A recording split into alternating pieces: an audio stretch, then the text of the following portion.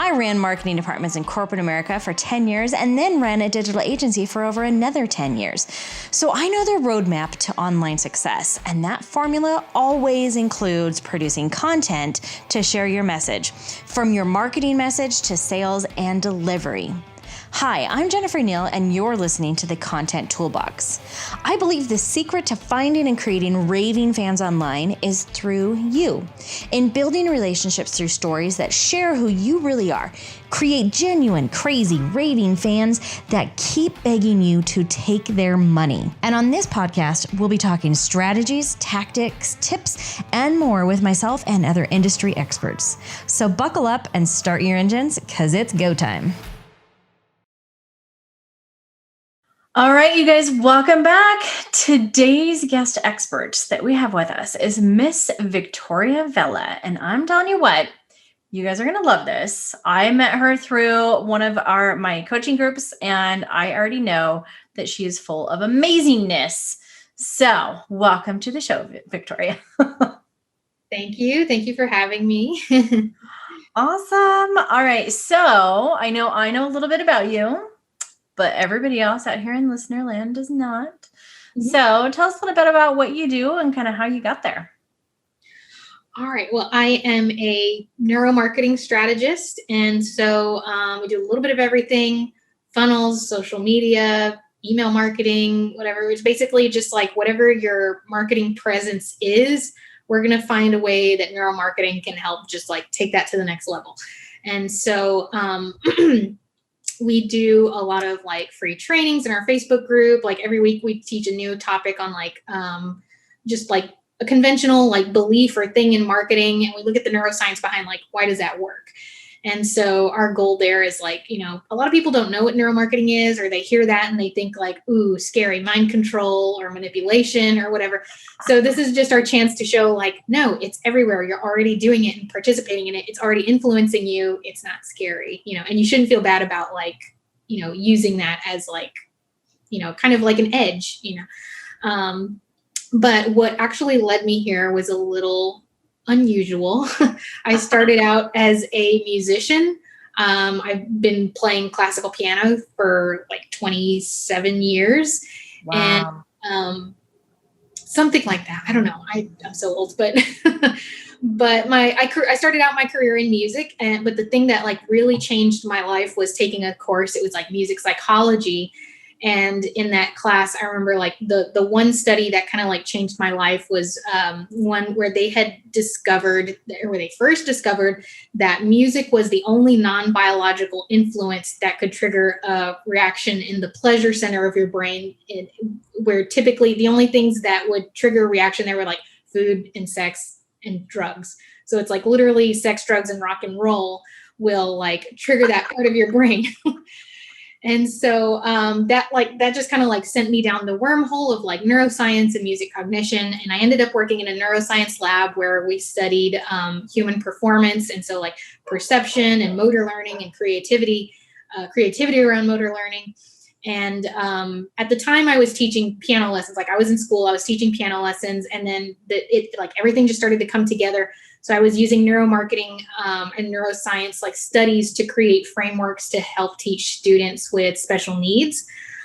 Because, you know, and I say this as much as I can just to get the word out, but like Western music traditions are very exclusionary. So it's always been like the traditions are always like only the best people with the best technique and the best interpretation ever get a chance to perform or get any recognition. But there's like this whole, you know, population of kids who like, you know, because they can't, you know, fit into this box or even just struggle to sit still for a 30-minute lesson, like they just don't get to experience it. They just get kicked out of piano studios or whatever. And so this was like my way of like showing like, look, everybody should have music. It's like, it's valuable. It's like a tool in your life. Like everybody needs this. And so I was in that world for like so long, and you know, studied like how people learn, metacognition, how we teach ourselves to learn and stuff like that. And then somewhere along the way, I was introduced to neuromarketing, you know, and as a piano teacher, you're basically marketing yourself. Like, And so I, applied those concepts to, marketing myself, building my website, doing all this stuff. And then kind of like along the way, started learning more about like digital marketing, social media marketing. And I just noticed like there's not a lot of people talking about neuromarketing in these fields, and so I was like, well, yeah, let's just go for it. And finally, about like a year ago, little over a year ago, I like finally got the nerve to like just dive in. I'm like, okay, we're doing this, start the business, go for it. And it's been going well. So here we are. Oh my goodness. Okay. Like my nerd brain is just like, wow, I so love this. Okay. Let's dive in here a little bit. So I don't even know where to start. There's so much awesomeness. Okay. First of all, Sparks and Rock and Roll, totally your theme song, right? Definitely. All right. So, okay. To help me even understand, like I can see so many ways that this would go. So like where my brain immediately went was the things that I do know about marketing, which is like NLP. It's like neuro linguistic programming, right? And then also like the basically like the dopamine hits that we get when we're buying and selling and like those kinds of things. So the dopamine, the oxytocin, the serotonin, and the whatever the other one is. But is that all kind of related into what you're doing here, or am I completely out in a different field? No, it's definitely related. But the way, I guess when we approach it, we're not thinking so much about like the pleasure centers or their responses. They're happening, but it's not like we don't have a way to measure it without a MRI, fMRI, right. Or whatever. So we're not really kind of thinking on that level. But what I teach in my like weekly trainings is like we have the brain, right, has like 3 big sections. And so like the outer section is the neocortex. That's all the more like evolved human processes like, goal-directed behavior and reasoning and logic and personality and language. And then you have the inner brain that is, we also call it like the mammalian brain. That's like more emotional responses. That's where like the hippocampus and your memories are stored. It's like where the thalamus is. It kind of like takes all the input. It's like a relay station that decides like where this message needs to go. And then there's the reptilian brain at the center. And that's what we're trying to get to. The buy button is in that reptilian brain. And the reason is because that brain is like it completely operates on impulse. Everything is subconscious. Everything is based on like the most early human, like evolutionary, like behaviors are in that part of the brain. And so it's responsible for more like automatic processes like breathing, body temperature regulation, stuff like that. But it also has some, responses to like visual stimulus, like, we kind of think of everything in terms of like, how did we survive as humans in the first place? And that was by like having a good enough visual system to recognize like if there was a threat around us or not, recognizing human faces and connecting with them to create communities, and, fight and flight responses as well, and so, when we're thinking about like neuromarketing, we're thinking about like what are the triggers that reach that inner brain and how do we tie that into our marketing? Because there's a lot of marketing that really just hits the frontal lobe, which is great. Like a lot of people, when they think about buying, they think that what happens is you look at the offer and you reason it out and you have all this like, higher level thinking that, like you've really rationalized that this purchase makes sense. But what's really happening is your inner brain already decided, I want this. And then that message travels forward until it kind of creates the reasoning. So it's like, whether it was a good decision or not, you've decided it's a good decision. Yeah. So. Okay. Oh my gosh. This is so cool. I could super nerd out over this. I love it. Okay. So, since we're talking about just kind of like beginning, like getting started here, sure. Do you have an approach or like how to first start identifying the triggers and working that into your use of content and marketing? Yeah, well, there's 6 triggers that reach the inner brain. So we've got like that menu of 6. And depending on what it is, what the medium is, how much time we have to deliver the message, we're not going to hit all 6 every time. We might pick like, depending on the offer, we might pick the top 2 or 3, or if there was enough time to do all 6, we would go for it for sure. But it's the 6 triggers are like self-centered. We like stuff that like puts us at the center of the story. Emotional stuff that triggers an emotional reaction. Those are really strongly tied to our memories. So those are really what causes us to take action. Visual stimulus, because like we're so visual, everything visual converts better. What else? First and last, just making sure like the most crucial messages are like the first thing and the last thing you hear. Wow. What do you call it? Contrast. We want to be able to see the contrast between like, what is your life with the product or versus without, or what is our product like versus the competition, or, testimonials. What was their life before they had this product and after, and then the other one is tangible. It's like, you have to be selling something that like people can make sense of. Like, I've worked with a lot of life coaches and, holistic coaches. And I think they struggle with this a lot because their transformation is based around like something you can't measure very easily, like confidence or mindset or whatever. And so for people like that, especially, you want to be always tying those things back to something like actually tangible, like something you can actually measure, like money, health, wealth, right. relationships, those things. So we look at those triggers. We look at like, what's their offer? What's their brand? Here are the triggers. And then we also like really carefully study the market or like the audience. Like what do they need? What are their pain points? Are we moving towards pleasure or away from pain? Mm-hmm. And that kind of helps us choose like which triggers are going to work for that situation. So it really depends. It's like, it's never going to be the same for everyone. It's like every situation is different. And so we kind of have a matrix that we like work out like, okay, these are the pain, the claim, and the gain. And like, how are we going to like, trigger those things? What are the triggers that, what are the selling points? Like even between those 3, there's like one, it's either the pain, the gain, or the claim. One of those is going to be the selling point, like the main selling point. So we kind of like work out like what's the priority there. Wow. This is so cool. Oh my gosh. I just love the way your brain works. Oh, amazing. Okay. So we have the 6 and kind of how you are walking through identifying. So I guess like what kinds of places are most commonly like making the biggest change, and how do you really identify those change? Or is it just like, I guess that depends on the trigger you're going after, but like what are you seeing is like a target place that's one of the best places to like start and see a big difference?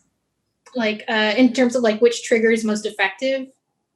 Yeah. And I guess where in your content, like in your marketing, you would actually start with integrating that. Yeah. Okay. So I think the most effective one, or the one that we can like almost always lean on, I think, is contrast, because there's always got to be like, you have to have something that differentiates you from the market, right? Or there has to be some kind of contrast between the people who've, received your service and people who haven't. And so I think that's one that's like, I think that's almost the one you can never skip, And so, there's like, I think for me, those are the advertisements that stick with me the most. I think that's where you can kind of have the most fun. There's like one really popular commercial. I don't know if anybody else thinks it's popular, but I think it's popular. Is I think it was a European commercial, and they show a father. He's at the grocery store with his kid, and his kid is just going like ape shit. He's like pulling stuff off the shelves. He's screaming. He's running around. He's like opening up packages, and then the reveal is like just the name of a condom brand. So they didn't even need to show you the contrast. It's already there. But it's that's like a really powerful like contrast. Oh my gosh, so true. I love and I guess like one of the things that I'm always preaching is using storytelling Yes. The reason that we're talking about stories is because we're creating that, like you're building that visual, but you're also connecting on an emotional level. So like you're tying into those two of those things. I guess that's why that works. Yeah, exactly. And that's actually, I did an episode on this recently, was like, this is why we encourage storytelling, is because it kind of has a really good chance at hitting all those triggers, right? Like, you know, if I was going to tell my story, you know, I would start off with like the pain, right? This was my pain. This is where I feel you. This is where, you know, we connect. We both feel the same thing. And then you get the contrast when you show like, this was the solution and this is how my life changed. Now everything's better. And it also, like, there's a lot of emotion there when you're talking about the pain. Depending on how you choose to tell the story, there's like a really strong, you know, opportunity for like a visual element. Like, so stories just kind of like hit all the triggers. And I think that's why that's what everybody's leaning on, you know? Yeah. Oh my gosh. And just the science behind why that works. That's so genius. Yeah. Wow. Do you have any, like amazing examples of working with customers that you saw such a huge transformation? Not so much. We've mostly done like smaller projects with our customers. So we haven't done like a big, like, brand overhaul kind of thing. But, I know that, what I look for are like, when I start working with someone, the first thing I look for are like the mistakes. Like, okay, we're going to audit everything, and here's what we see that's not working for you. And so some of the things I've seen in over the past year is like, messaging that has like too hard of an edge to it. Like, there's the tough love trend, you know, but if it comes out really ugly at first, it's like, I'm already turned off. I don't want to hear the rest of this. Like, you're mean. And then another one is, I think, just underestimating or overestimating how much, underestimating how much people like really pay attention to your content, you know? And so like posting the same thing, like literally the same thing over and over, like people are going to see like 2 or 3 of those things. And then next time your thing comes through their feed, they're just going to scroll right past it because they're like, I've seen it, you know? So even if you did, you know, change something up a little bit, they're going to miss it. So like having like a good variety of things. And I think the stuff that, you know, even for me as a consumer, the stuff that has converted the best is like the most educational stuff. The more like tips, the more actionable steps, the more education, the more they feel like they've come away with something without having to spend anything. I think that kind of like triggers the reciprocity. So they're going to want to come back for more. They're going to want to like kind of return the favor because you've given them so much value. So, and I know there's a lot of people who say like, don't give out too much value up front. It's bad. You know, they're going to expect too much and I'm like, no, dude, like just give them the value because like, amen. You know, like walk the walk, right? Yeah. Yeah, for sure. Well, I love that. And I mean, I know you said there's not huge transformations, but those are like, shifting the fundamental way that you're sharing that stuff so that it's, I mean, those are huge changes for sure. And I'm sure that they're translating in the bottom line. Yeah. Okay. So you just kind of hit on a couple of them, but biggest mistakes that you've seen people make around this? I know you just kind of hit a couple, but. Yeah, those. And, I would say a big one, I kind of brought it up earlier, was like with the tangibility, like just making the transformation as tangible as possible. You know, the more facts and figures you can include around that, the better.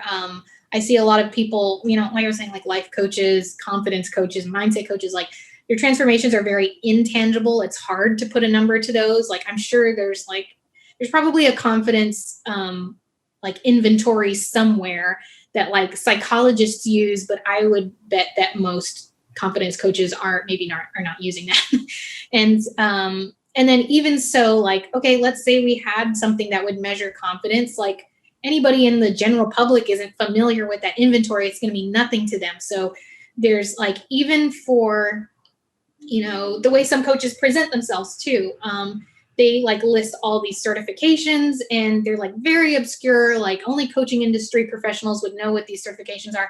that's going to mean nothing to your audience. It's like, that's just a bunch of letters. If it's not PhD or MD, like, I don't understand it, you know? And so just kind of like, I think that's a big mistake, is like understanding that these people don't exist in your world, right? You're trying to bring them into your world. And so you really have to kind of meet them where they are, and understand that like your credentials may not even mean anything to them. And so I think this is another place where like letting yourself like give the value is going to be a lot more meaningful than like, you know, relying on those letters. Like, well, I have this certification. Well, yeah, but I haven't learned anything from you, you know, or, you know, you might have that certification, but I don't know what the transformation really does for me in my life. You know, like I remember I spoke to someone and I was like, okay, what's the transformation you provide? And she was like, I help them reach their true selves. And I was like, what's that? or how do you know you've gotten there? You know? Mm-hmm. And so it's, like, I think that's kind of like my big thing right now is like tangibility, because I see so many people, even people who have the opportunity to be very tangible, like I can get you a profitable business. Like how profitable? Like I need to know, you know, right. So many people say the same thing. And it like there really needs to be like something to kind of log away into your brain, you know? And, you know, I was actually talking to somebody else about this yesterday, was like, you know, there's so many coaches who do have a tangible number. Like I can help you get to 5-figure months or a 6-figure year or 7 figures. But it's like so many people say that, and so many people like maybe don't deliver, that those claims start to get old or lose their weight or their value.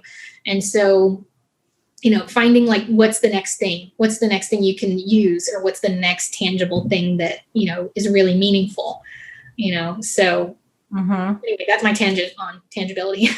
I love it.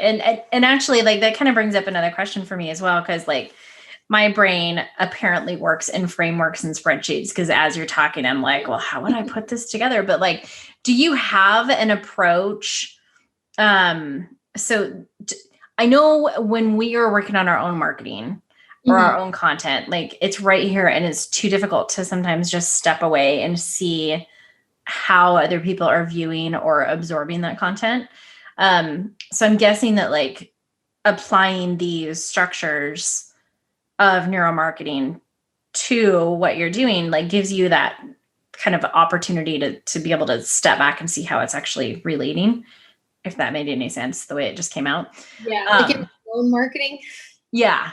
But so do you have some recommendations on methodology for being able to say like, okay, here's my 6 pillars for neuromarketing, and like, how many of those am I actually hitting or not? And then like how to actually dissect and go through your content and make sure that you like optimize for those 6 triggers. Yeah. Oof, that's a tough one. I'm actually still kind of working this out, because like, I know with my own marketing, it's like, I know what, like the checklist, I know what I need to be hitting. And so like, I'll dive in, but then once it's out there, I'm like second guessing. I'm like, does that check the box? Like, and so, and it's kind of like, it's the kind of thing like, okay, these are the pillars, these are the check boxes, but you don't know if it's working until you get like the metrics, like the performance metrics back. So it's still all a hypothesis, you know, until you start to see those numbers. But I would say like, there is a formula in neuromarketing that's like the probability of the sale equals the pain times the gain times the claim. And then I guess times the old brain to the third power, or whatever all that means. But basically want to tie all of those things into your messaging. The client's pain, what's the gain from them working with you? And then what's the claim? Like, okay, you can get this, and you know, we claim we can do it in this many hours or whatever. And so, and then the old brain, that's where you want to like look at the triggers, you know? So it's, you know, I would say at least make sure you've got those first 3 things: the pain, claim, the gain. And then depending on what it is or what content you have to work with, you can kind of start checking off the pillars, those 6 triggers. And I would say I should really put them in order. I just kind of like memorized them. And even sometimes I can't even keep them all straight sometimes, but I should probably put them in order of like priority. And I would say, like, if I had to do that, if you were going to prioritize something, I would actually say the self-centered one is a good one, because I think that's another mistake I see a lot is like, when, someone or coaches have an opportunity to market themselves, they talk a lot about themselves, about like how badass of a coach they are, which is good. There's an opportunity to do that, but that doesn't translate to the visitor, And so one of the quick tips that I give people is like, just look at your webpage and look at how many times you use the word you, how many of you use the words I, how many times you use the words we, so it should be like, you should be using a lot more yous and we's and a lot less I, and then the other thing is, what did I say is the one after that? Self-centered, contrast, I would say, is like another good one, because like, how are you going to differentiate yourself from the rest of the market, or, differentiate like the results of working with you from like your current situation. And then I would say like visual and emotional. I would say those kind of work together, because if you use your images right, they should trigger some kind of emotional response. Yep. And then what else? First and last. I'd say first and last is kind of like your last thing. Because like, as you want to make sure like all those important points are there. And then kind of like as a last step, you can look at like, okay, what did I start with and what did I end with? Do these really hit, kind of bring the point home, but it's like, you can't really make that decision until you see everything out there. Cause then you can, maybe decide like, okay, maybe this section should go down here or that one up there or whatever, or just move this language to that section. So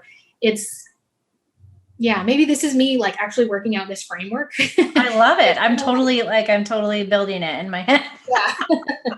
But yeah, I would definitely say start with self-centered, because I think that's the one people miss the most, is they fail to think of even like just the customer journey. They fail to think of that from the customer's perspective. Yep. They're thinking of it from their perspective and like the tech stack that they're buried behind and how they're going to manage all the stuff coming in. But like, you got to make it easier on the customer, because, that's their experience with your brand. That's their impression of you, pretty important. Totally. Yeah. I mean, in this, like, to put this into terms that we've heard probably some other ways, is like the hero's journey, the story arc framework. I mean, the whole idea of that is to make the customer the hero, which is, that's the self-centered that you're talking about, including all of your details and examples and things like that. Like, that's the emotional and the visuals and stuff in your story. I see why stories definitely kind of incorporate all of it. Yeah. Yeah. And then like the contrast, I mean, that's your frameworks, your, how are we different? Like your, or when you're throwing rocks at other things, like if you use Russell Brunson terms, like all those things, it's the same thing that we're hearing, but like, I love that it's tied to the science behind like how our brains are actually processing that.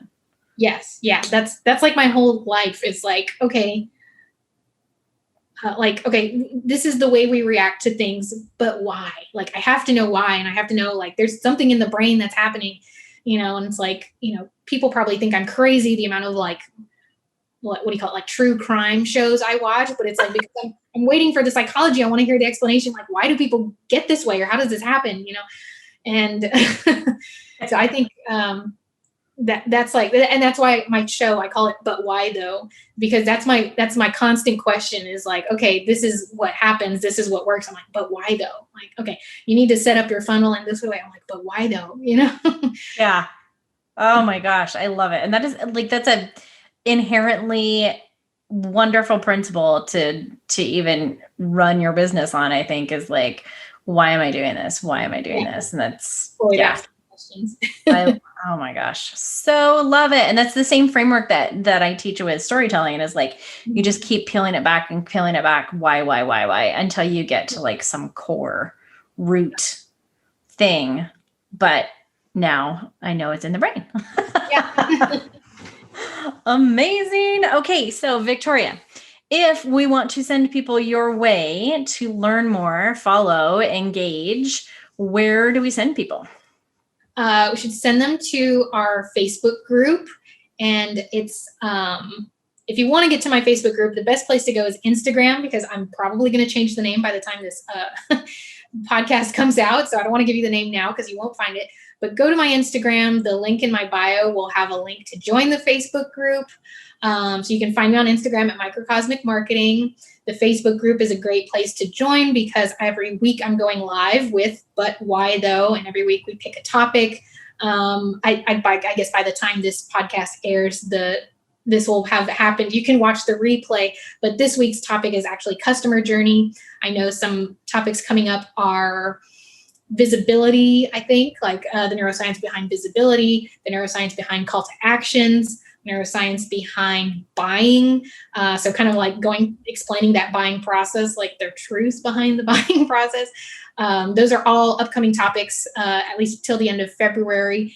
So if it's already March, you can just go to the group and watch the replays for all of those and more. So that's probably the best place to go if you want to just like beef up your neuromarketing knowledge. So amazing. Yeah, definitely. Like all those topics I want to go watch. It's awesome. All right. Any other things that I missed or you would like to touch on here before we hop on out? No, I feel like I've already talked your ear off. So no, I love it. I can nerd out all day long. All right. So thank you so much for sharing your genius behind this and like, why are we doing the things that we're doing? Exactly. So, wow. Right. You're welcome. Thanks for having me. It was super fun. Awesome. Well, thank you so much. You guys make sure that you go check out Victor. We'll make sure that there's a link to the Instagram here concluded below. So go check out Victoria's profile. Make sure you go join the group. I know I am totally going to go do that myself. And yeah, thanks so much for sharing this genius. I love it. Yeah, no problem. Thanks for having me. All right. We'll see you soon.